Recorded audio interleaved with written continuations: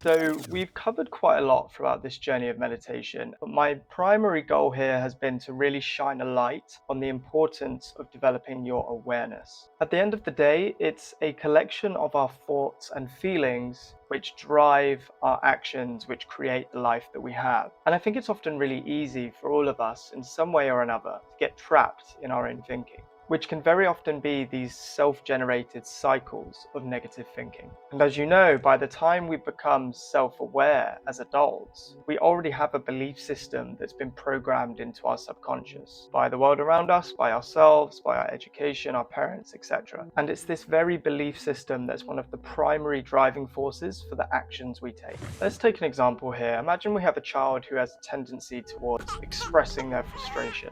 And let's say this child very quickly learned that when faced with circumstances that were uncomfortable, if it expressed its frustration in a very obnoxious way, this would result in attention from their parents. So the brain very quickly learns that these outbursts in frustration equals attention.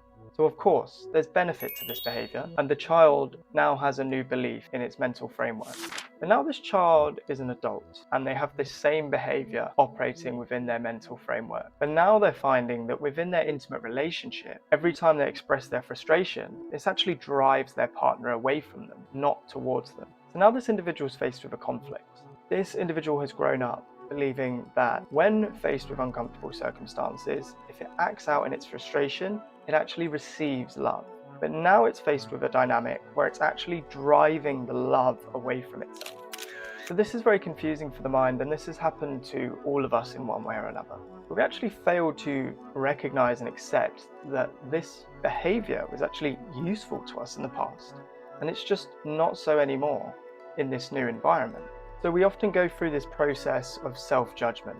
We try and bury past events, we bury emotions, we drive all of these feelings and thoughts down into our subconscious. We want to hide them away, lock them in a box, because this belief is creating circumstances in our life which is attracting pain towards us. And the mind does everything it can to avoid pain. So we try our hardest to forget. But unfortunately, this makes things worse.